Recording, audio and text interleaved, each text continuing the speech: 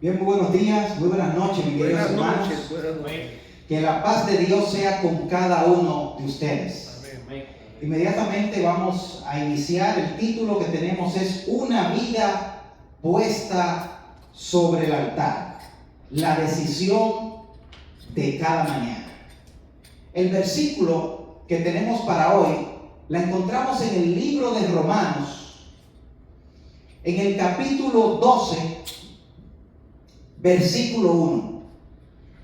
Y dice: así que, hermanos, os ruego por la misericordia de Dios que presentéis vuestro cuerpo en sacrificio vivo, santo, agradable a Dios, que es vuestro culto racional. Mis queridos hermanos, vivimos en una época donde muchas personas quieren recibir la bendición de Dios, pero sin entregarle completamente sus vidas. Muchos desean un Salvador que los rescate, que los salve, pero muchos de ellos también no quieren aceptar a ese Señor como guía y como Rey. Y ante esta realidad, el apóstol Pablo nos confronta con la siguiente pregunta: ¿qué está recibiendo Dios de mi vida? ¿Qué está recibiendo Dios de ti? ¿Está recibiendo Dios de ti solo palabras vacías y promesas rotas? ¿O quizás solo estás recibiendo alguna emoción pasajera? Hoy te invito a que nos quitemos la máscara y respondamos con honestidad a Dios acerca de qué está recibiendo Dios de mí y de ti. La carta de los Romanos fue escrita aproximadamente en el año 57 después de Cristo. O sea, aproximadamente 24 años después que Jesucristo murió, resucitó y ascendió al cielo. Lo que significa que todavía quedaban personas vivas que fueron testigos oculares de la muerte y resurrección de nuestro Señor Jesucristo. Y la iglesia romana en aquella época estaba formada por judíos y también por gentiles que se habían convertido al evangelio. Pero estaba en ese momento estaba existiendo algunas diferencias culturales, algunas diferencias religiosas entre ellos. Y entonces el apóstol Pablo en Romanos, antes de llegar al capítulo 12, en los primeros 11 capítulos, comienza a explicarle a ellos y a decirle: todos somos pecadores. Y continúa diciendo el apóstol Pablo: nadie puede salvarse por obras. Y mientras el apóstol Pablo seguía escribiendo a los romanos, escribió también en su capítulo: Cristo murió por nosotros. Le dijo: somos justificados por la fe. Hemos sido recibidos por la gracia de nuestro Señor Jesucristo. Y Dios nos ha adoptado como sus hijos.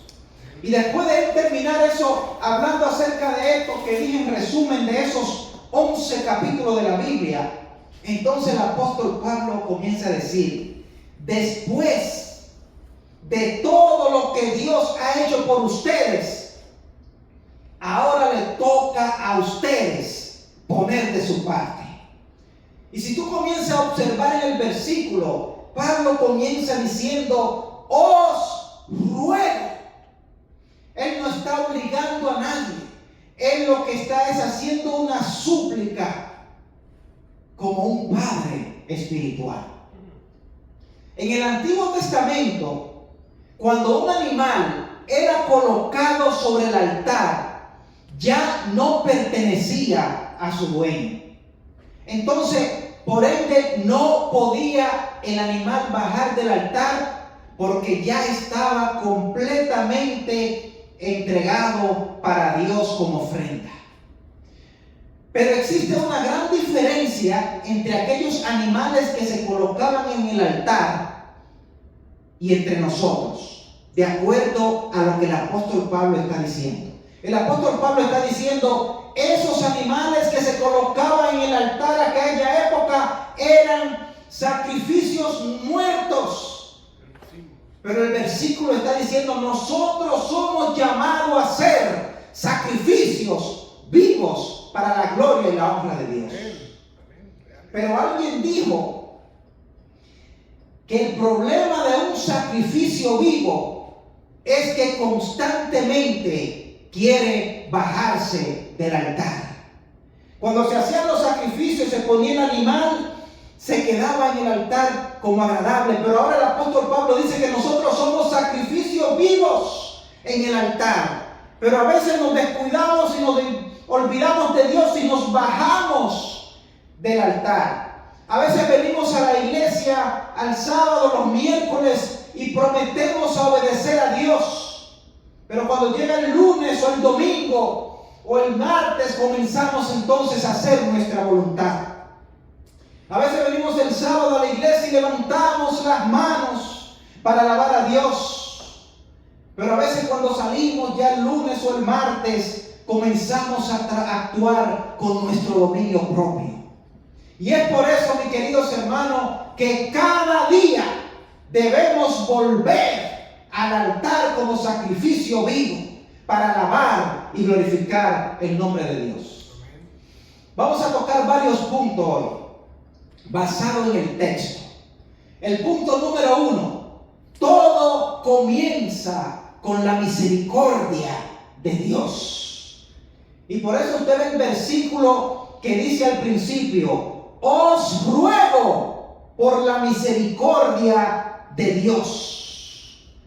El apóstol Pablo no está diciendo entrégate a Dios y no te vas a perder, entrégate a Dios y no te vas para el infierno. El apóstol Pablo está diciendo os ruego por la misericordia de Dios.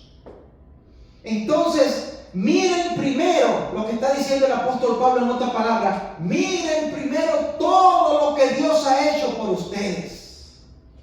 Y cuando la misericordia de Dios incluye perdón. Y tú te puedes hacer la pregunta, ¿cuántas veces Dios te ha perdonado? La misericordia de Dios incluye salvación. El sacrificio que hizo Dios, Cristo en la cruz para salvarte. La misericordia de Dios incluye paciencia. La paciencia que tiene nuestro Dios para con cada uno de nosotros. Caemos y nos extiende las manos para levantarnos. La misericordia de Dios incluye amor. Siempre está dispuesto a amarnos, a entendernos y a guiarnos por el buen camino. Por eso es que debemos de tener una misericordia nueva cada mañana. Por eso es que debemos de venir al altar, porque todo comienza con la misericordia de Dios. La misericordia de Dios incluye lo más importante, que es el Espíritu Santo. Nuestro Señor Jesucristo dijo, yo me voy, pero en representación mía voy a dejar al Consolador para que estén con ustedes todos los días. Amén. Hasta el fin del mundo. Amén. La misericordia de Dios incluye esperanza eterna, dándote la oportunidad para que puedas salir de este lodo cenagoso en el que vivimos, donde hay sufrimientos, enfermedades, y la esperanza eterna que te está ofreciendo nuestro Señor Jesucristo es vivir en un lugar donde no habrá más llanto, ni dolor, ni pena. Amén. Había un hombre, se cuenta de un hombre que debía varios millones de dólares. Era un empresario, había comenzado a hacer muchos negocios, Pero como a veces sucede, comenzó a irse todo a la deriva. En definitiva, recibió varias demandas. Y cuando fue ante el juez le dijo: su deuda ha sido cancelada. Alguien había decidido pagar todo ese dinero para cancelar la deuda de esa persona. Así que podemos ver cómo pudo haberse sentido aquel hombre. Y se hace la pregunta: ¿qué debo hacer ahora? Y lo primero que sintió este hombre es gratitud. Y así sucede con nosotros. Por la misericordia y por todas las cosas que ha hecho Dios con cada uno de nosotros y que ha pagado la deuda de nosotros, nosotros también debemos agradecer y alabar a Dios con gratitud y con gozo. El punto número 2. Dios quiere que tú hagas una entrega completa. Y el versículo dice: presentéis vuestro cuerpo. Continúa diciendo el versículo. Pablo menciona que el cuerpo representa el todo de una persona y de un ser humano. Entonces, vamos a examinar qué ven. Nuestros ojos debemos ver para entregarlo completamente a Dios. Debemos ver qué miran, qué están mirando nuestros ojos. ¿Qué están mirando nuestros ojos en las redes sociales? ¿Qué están mirando nuestros ojos en la televisión, en la noticia, en la calle, donde quiera que estamos? Si queremos hacer una entrega completa a nuestro Dios, debemos saber qué hacemos con nuestra boca y con nuestra lengua. ¿Qué dice nuestra boca? ¿Qué pronuncia nuestra lengua? Si queremos hacer una entrega completa a Dios, debemos saber qué hacemos con nuestras manos, qué señales utilizamos cuando utilizamos nuestras manos.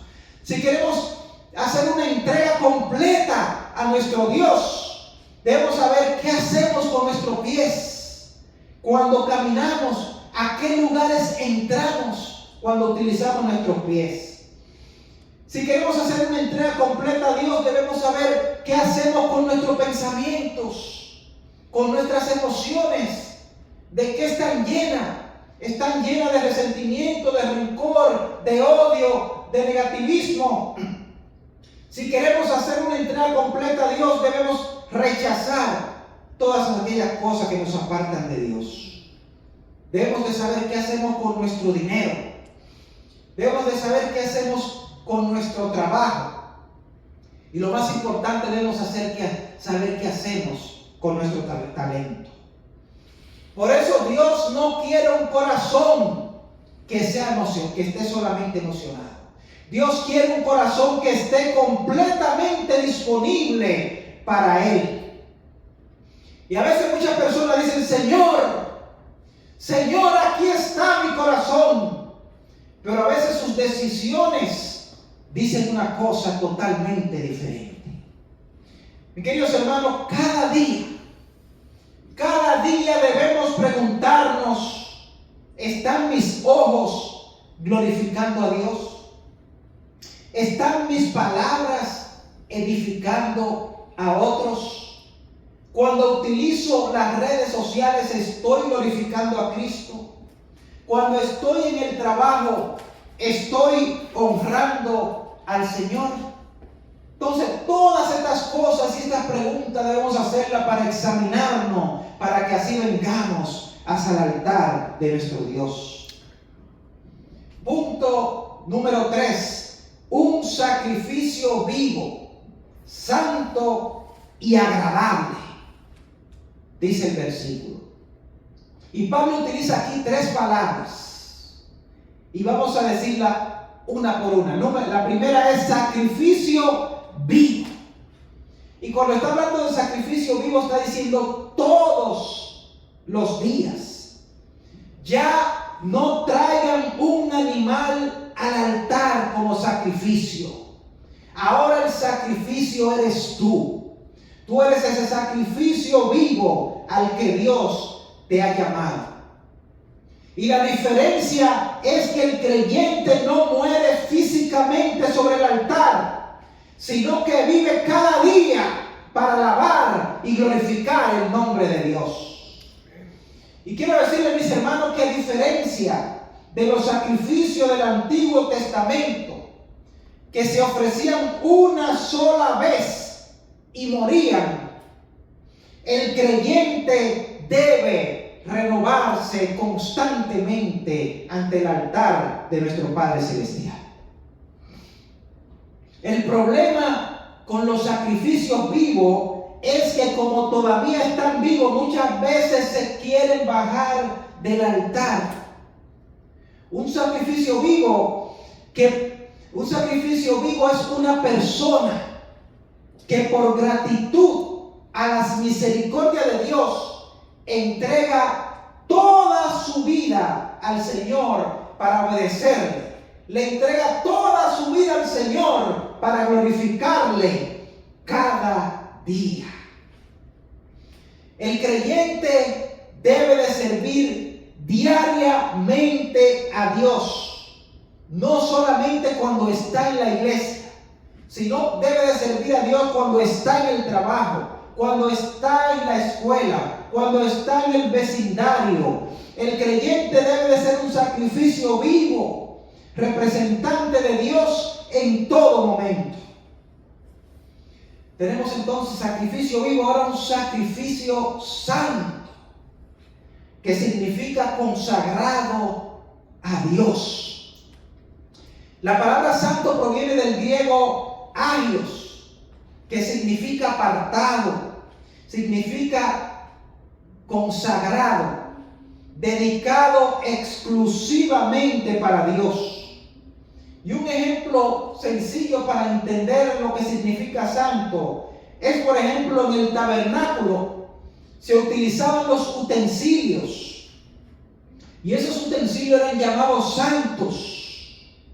No eran santos porque fueran moralmente buenos, sino porque estaban reservados exclusivamente para el servicio de Dios.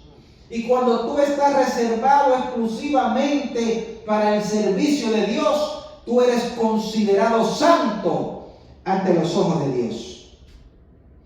No está diciendo que debemos ser perfectos para venir a Dios. Más bien está diciendo que nuestra vida debe ser apartada todo momento y en todo tiempo para alabar y glorificar el nombre de Dios. A veces, muchas veces pensamos que ser santo consiste únicamente en dejar de hacer cosas malas. Pero la Biblia presenta la santidad de una manera más amplia. La santidad es pertenecer a Dios.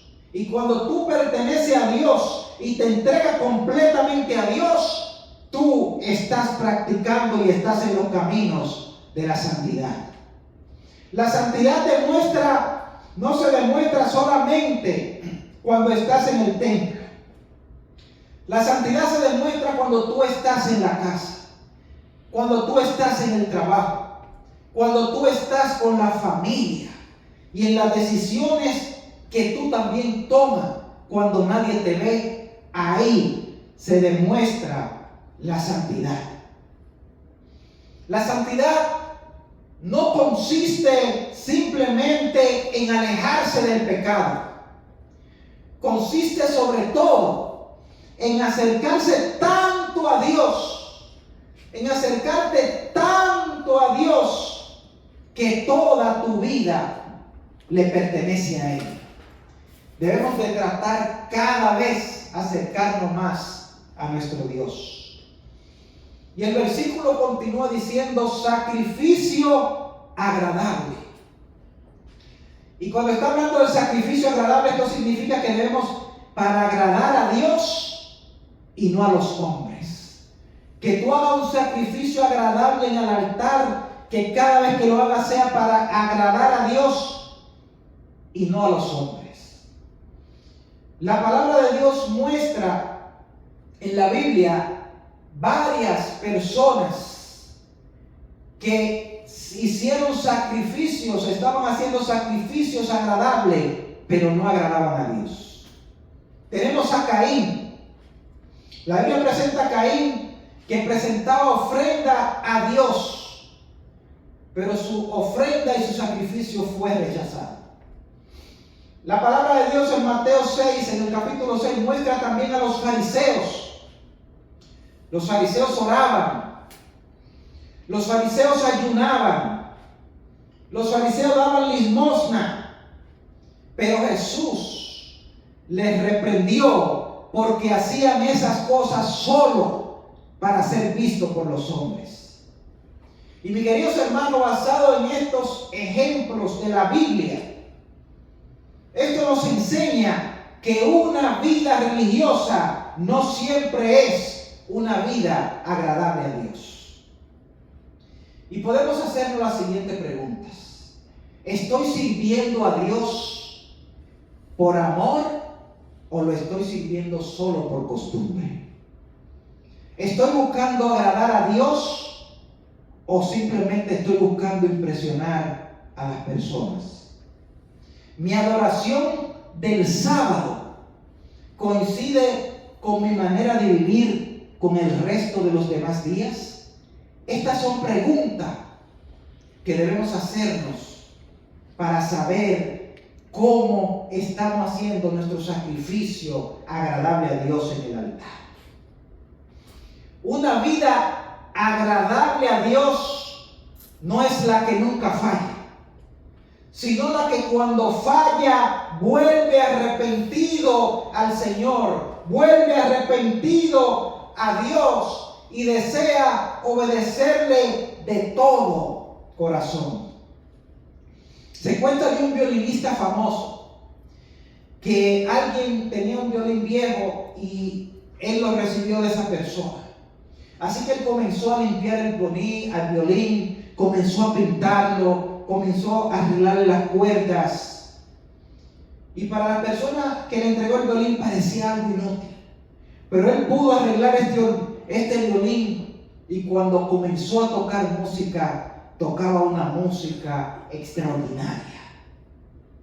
Y así mismo como hizo esa persona con el violín, así mismo hace Dios contigo. Dios no busca personas perfectas. Dios toma vidas quebrantadas para restaurarla. Y a través de ti, si está quebrantado, si necesita ser restaurado, Dios puede hacer una melodía para su gloria y para su honra. Punto número 4. La verdadera adoración es una vida rendida y entregada a Dios por completo. Y el versículo al final dice que es vuestro culto racional. Y vamos a definir culto y vamos a definir racional. La palabra griega para culto, ¿qué significa? Viene la palabra griega latreia, que significa servicio o adoración rendida a Dios. O sea, cuando nosotros venimos aquí al culto, venimos a hacer un servicio y una adoración rendida a nuestro Padre Celestial que está en los cielos. Y en el Antiguo Testamento, esa palabra describía el servicio que hacían los sacerdotes en el tabernáculo. Los sacerdotes estaban haciendo servicio en el tabernáculo y hacían servicio en el templo. Y allí ofrecían sacrificio. Pero Pablo toma esa idea y dice algo bastante revolucionario. Ahora Pablo dice, ahora el culto ya no se limita al templo. Ahora el creyente mismo se convierte en el templo y su vida se convierte en la ofrenda. Ahora tú eres el templo y ahora tú eres la ofrenda agradable a Dios. Cuando tú estás en el trabajo, tú eres el templo. Debes manifestarte como el templo agradable a Dios. Ahora, racional. Viene de la palabra lógicos, que de ahí es donde proviene la palabra que significa lógica. Y puede traducirse como racional, puede traducirse como inteligente y puede traducirse también como conforme a la razón. Entonces la idea es que la adoración no es que la adoración sea fría o sin emociones, sino lo que significa es que nuestra adoración es una respuesta consciente, es que nuestra adoración es una respuesta entendida, es que nuestra adoración es una respuesta voluntaria a la misericordia de nuestro Dios. Y es por eso que el apóstol Pablo está diciendo en otra palabra, después de comprender todo lo que Dios hizo por ti, la respuesta más lógica es que tú le entregues tu vida por completo.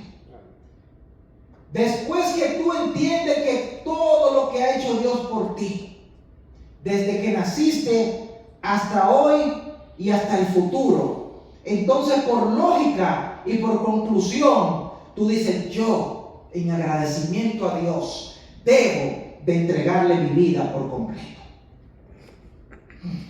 En el mundo romano, muchas personas ofrecían sacrificios a sus dioses. Y en el mundo romano, cuando ofrecían esos sacrificios, ellos lo hacían por costumbre.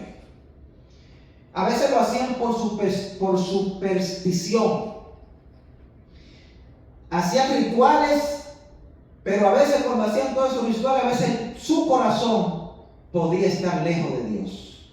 Entonces Pablo hace un contraste con esto que están haciendo los romanos. Y él dice, el cristiano no ofrece animales, sino se ofrece a sí mismo como sacrificio vivo a nuestro Dios. No lo hace por obligación, lo hace porque entiende la misericordia de Dios. Imagínate que hay un hombre que estuvo a punto de morir ahogado. Entonces alguien se lanza al agua, arriesga su vida y lo rescata. Entonces esta persona comienza de vez en cuando a ayudar a aquel que le rescató su vida. Y le hacen una pregunta, ¿y por qué tú haces tanto eso por él? Y entonces él responde, porque nunca voy a olvidar lo que hizo por mí. Y esto es el culto racional que dice aquí Pablo en los Romanos. Que tú debes recordar que Cristo te levantó y te sacó del pecado, del lodo cenagoso. Y entonces tú, en agradecimiento, por lógica y por entendimiento, dices, ahora es el momento de yo agradar y servir a mi Padre Celestial que está en los cielos. La verdadera adoración, mi querido hermano, comienza cuando termina el culto los miércoles y los sábados. Adoramos cuando perdonamos al que nos hirió. Adoramos cuando decimos la verdad, aunque nos cueste.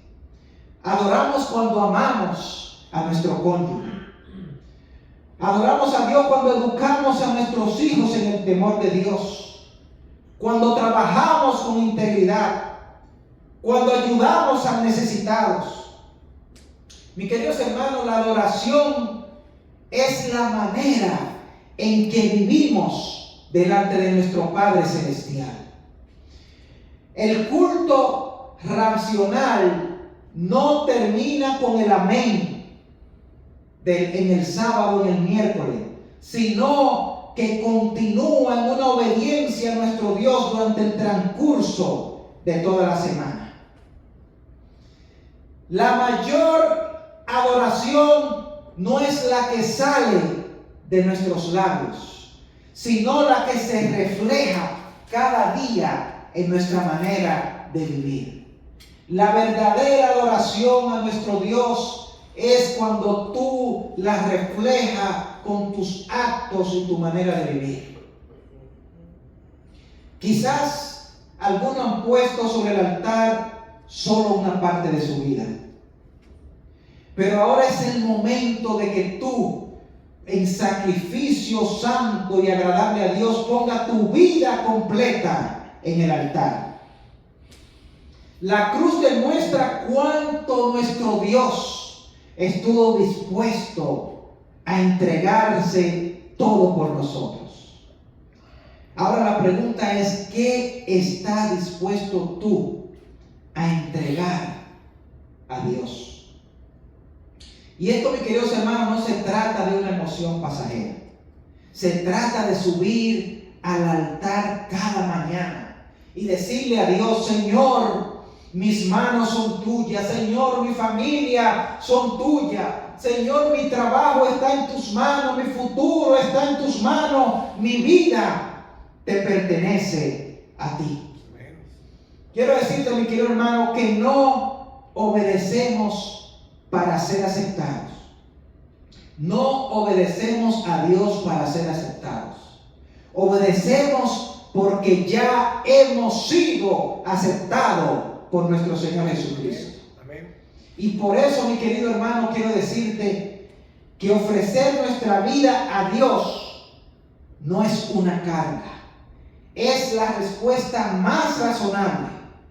Es la respuesta más lógica. Es la respuesta más agradecida que puede dar un corazón redimido. Quiero decirte, mis queridos hermanos, que ahora es el momento de que tú entregues tu vida en sacrificio agradable a Dios. Antes en el altar se ponían sacrificios muertos, pero ahora tú eres ese sacrificio vivo que está en el altar para alabar y glorificar el nombre de Dios. Amén. Que Dios te bendiga. Amén. Vamos a ponernos en pie y vamos a orar. Padre bueno que estás en los cielos, alabado, glorificado y santificado sea tu nombre. Amén. Perdona, Señor, nuestros pecados y ayúdanos, Señor, a que ya tú has hecho demasiado por cada uno de nosotros, y que ahora es el momento de que nosotros entreguemos nuestra vida por completo a ti. Que seamos un sacrificio santo, vivo y agradable para glorificar tu santo y bendito nombre. Bendícenos en el nombre de Jesús. Amén. Amén, Señor.